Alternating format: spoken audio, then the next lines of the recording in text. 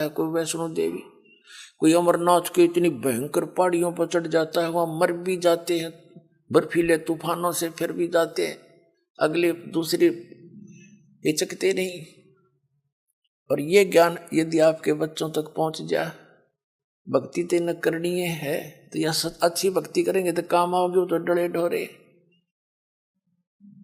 और कुछ फिर ये हुआ था कि असंग जन्म हो गया, हमने ये नौकरी करते हैं कि तो बालक पैदा करके न पालते पोसते, राजा भी बन दिए, परमात्मा का विधान बताता है, फिर गधे भी बन गए। तो ये सोचा था दास ने कि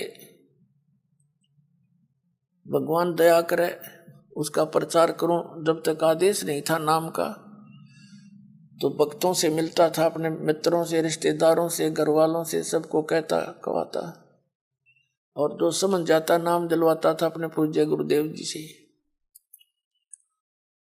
फिर और मन में ये सोचा करता कि इस नौकरी ने छोड़ छाड़ के अपनी तो भक्ति करूं, इसमें तो सारा दिन सिर दर्द रहता है। लेकिन वो भी हमारी अपनी बालक वाली सोच थी। लेकिन परमात्मा का ज्ञान तो ये कहता है कि डेरे डंडे खुश रहो, खुश रे लेना मोक्ष, ध्रुव प्रहलाद भी पार हो गए, फिर गृहस्थी में के दोष। तो फिर दिल सा डटे था। फिर गुरुदेव ने आदेश दे दिया एक दिन के नाम दिया कर तू, आज से मेरा आशीर्वाद तेरे साथ होगा, विश्व में तेरे समान संत नहीं होगा। मैं उनके मुंह की तरफ देख रहा था।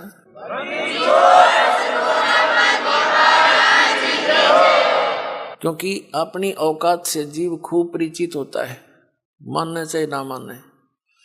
मुझे अपनी सतीथि का पता था कि जितना वजन इन्होंने दास पर रख दिया इस योग्य नहीं है।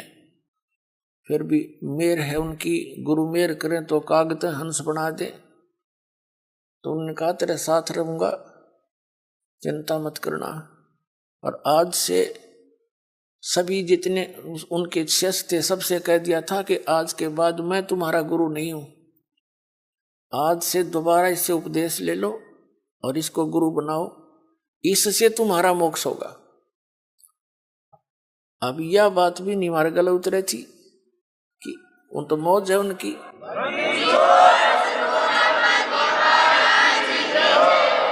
कहने का भाव यह था कि उन्होंने अपना वजन तार दिया। क्यों? उन परमात्मा के हंस थे वो खास, और सुनियोजित तरीके से इस बिचली पीढ़ी तक ये मूल धन लाना था हमने, और वो उनको उनके से द्वारा पार नहीं होने थे, ये पार इस दास के द्वारा होने थे। इसलिए उन्होंने अपना पल्ला झाड़ दिया और अपना वजन कति खत्म कर दिया। मैं तुम्हारा गुरु नहीं हूं, अब ये है वो गुरु जिसकी तुम्हें आवश्यकता है। छुड़ानी के अंदर उन्होंने स्पेशल ब्लॉक सबको सामने कह दिया था। तो बुद्धिमान व्यक्ति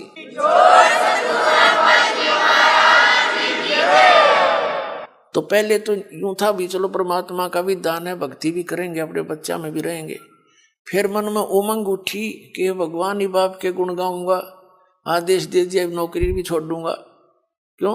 एक का काम होगा, नौकरी भगवान की सच्ची सरकार की कर ले चाहे नकली की कर ले, एक का बनेगी, इतना वजन हो पीछे। तो फिर ये पाठ सत्संग की अधिकता होगी। सन 1995 में दास ने सर्विस त्याग दी और खुशी मनाई थी कि वहाँ चलो असंग जन्म का झंझट था इब निमट गया, अपना भक्ति करूंगा, अच्छे भगत मिल लेंगे, सब तो प्यार तरह करेंगे, ज्ञान सुनाया करूंगा। अब मैंने सोचा था कि अब मैं चैन से रहूंगा। अब इसमें देखा इस जितना झंझट की तरफ पाया कोई ना। साची को कबीर साहब कहे हैं, साची को और मारना है, भला करूं और बुरा बतावें। वो नए सिरे तो और संघर्ष शुरू हो गया। जिस भी गांव नगर में हमने जाकर सत्संग किए, 2-2, 3-3 दिन एक घर में पाठ करके हम सत्संग सुनाया करते थे। तो उस नगर के जो वो नकली संत 1-1, 2-2, 10-10, 20-20 सब गांव में बैठे हैं, उनको पता चले वो तो ब्रह्मा विष्णु महेश के बारे में ये कहता है, देवताओं की पूजा की भी मना करता है, ऐसा करता है। तो वो गांव गांव में शत्रु पैदा हो गए। हम नहीं उनको कुछ शत्रु मानते थे, लेकिन वो रोजी रोटी वाले हमें मानने लगे। तो यहाँ तक बात बढ़ती बढ़ती फिर आपने पता है क्रोथा कांड करा दिया इन दुष्ट लोगों ने। ये जनता के हितैषी नहीं, और जिन्होंने भी परमार्थ की चेष्टा की है ये सदा आगे अड़ते रहे। जैसे ईसा मसीह जी ने सच्चाई कहने की चेष्टा की थी, करस करवा दिया इन दुष्ट लोगों ने। कबीर परमेश्वर जी ने सच्चाई की ढोल के डंके पे इन्होंने वो दुख दिए, इन नकली गुरुओं ने।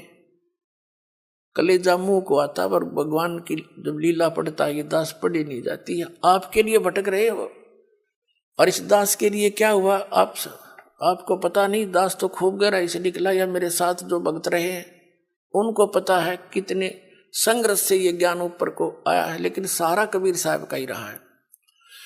तो दास ने ये सोचा था कि इसमें चैन से रहूंगा, इस जितना दुख तक इतना भी ना पाया।